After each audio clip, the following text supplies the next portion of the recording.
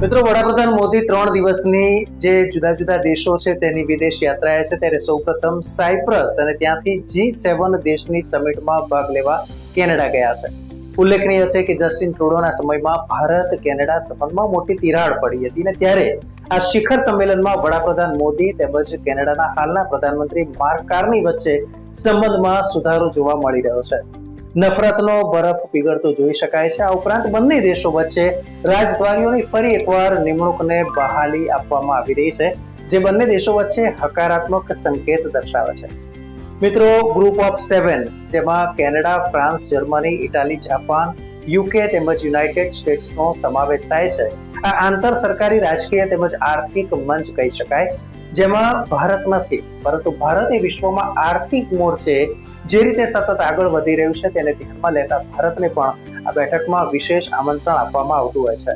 હાલ દેશ વિશ્વની 4થી સૌથી મોટી આર્થિક વ્યવસ્થા બની ગયું છે, ત્યારે કેનેડા પણ ઈચ્છે છે કે G7 શિખર સંમેલનમાં ભારતને બોલાવીને બગડેલી બાજીને સુધારી શકાય તેનો એક અવસર છે. નમસ્કાર, રિયલ વોઇસ ઓફ ઇન્ડિયામાં આપનું સ્વાગત. મારું નામ છે નેહલ મોદી. મિત્રો, ભારત કેનેડા વચ્ચે સંબંધનો નવો અધ્યાય લખાઈ રહ્યો છે, ત્યારે માર્ક કાર્ની વડાપ્રધાનને G7 દેશોના સમૂહમાં ઉચ્ચ સ્તરીય મીટિંગમાં ભાગ લેવા આમંત્રણ આપ્યું, અને ત્યારે જ વડાપ્રધાન મોદીએ પણ તત્કાલ તે આમંત્રણને સ્વીકારી લીધું અને વાતને પુરવાર કરી છે કે ભારત પણ વિશાળ હૃદય ધરાવે છે અને કેનેડાની ખાલિસ્તાન મુદ્દે થયેલી ભૂલને અવગણે છે.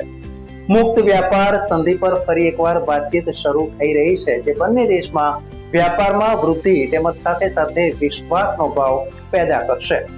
છેલ્લા 1.5 વર્ષમાં ભારત કેનેડા વચ્ચેના સંબંધમાં કડવાશ આવી હતી તે બધા જ જાણે છે. ત્યારે કેનેડાના અલ્બર્ટા પ્રાંતમાં બંને દેશના વડાપ્રધાન વચ્ચે લગભગ 40 મિનિટ બેઠક ચાલી હતી. ભારતના અભ્યાસ કરતા એવા અનેક વિદ્યાર્થીઓ જે અત્યારે કેનેડામાં છે તેમના કેટલાક પ્રશ્નો છે. આ ઉપરાંત વર્ક પરમિટ, વિદ્યાર્થીઓને પડતી હાલાકી વગેરે વિષય પર પણ ચર્ચા થઈ શકી હોય તેવું માનવામાં આવે છે. અને સૌથી મોટો મુદ્દો તે છે ખાલિસ્તાનને કેનેડા સમર્થન ન આપે તે મુદ્દે પણ ભારતે રજૂઆત કરી હશે.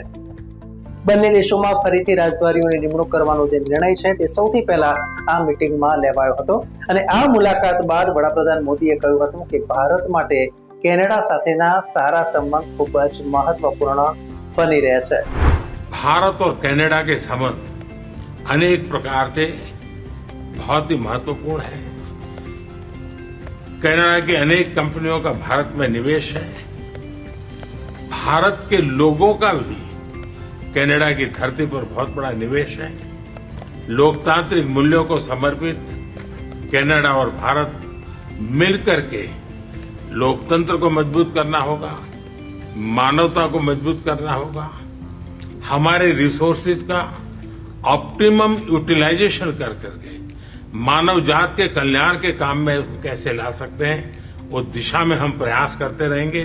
તો કેનેડાના પીએમ કાર્નીએ પણ કહ્યું હતું કે વડાપ્રધાન મોદીનું કેનેડામાં સ્વાગત છે. કેનેડા ભારત સાથે ટેકનોલોજી, એઆઈ, ઉર્જા ક્ષેત્ર તેમજ આતંકવાદ વિરોધી પ્રવૃત્તિઓમાં સહયોગ આપશે અને સતત આગળ વધશે.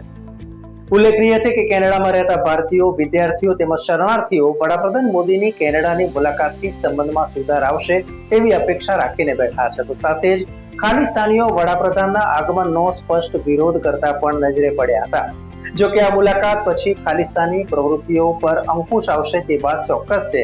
ત્યારે એ વાત આપણે માનવી પડશે કે આ જ્યારે મુલાકાતની વાત કરીએ છીએ તે ભારત અને કેનેડા બંને દેશ વચ્ચે વિન-વિન સ્થિતિ પેદા કરશે. મિત્રો, G7 દેશો શું છે તેનો એક અલગ વિડીયો રિવોય યુટ્યુબમાં આપ અલગથી આપણે બનાવેલો છે, જે પણ આપ નિહાળી શકશો. ન્યૂઝ, વ્યૂઝ અને એનાલિસિસ માટે આપ જોતા રહો રિવોય, રિયલ વોઇસ ઓફ ઇન્ડિયા. ધન્યવાદ. મિત્રો, આપ યુટ્યુબ ઉપરાંત ફેસબુક, ઇન્સ્ટાગ્રામ, એક્સ સોશિયલ મીડિયાથી પણ અમારી સાથે કનેક્ટ રહી શકો છો. દેશ વિદેશના તમામ સમાચારો વાંચવા માટે અમારી વેબ પોર્ટલ rivoy.in ઓપન કરશો. ધન્યવાદ.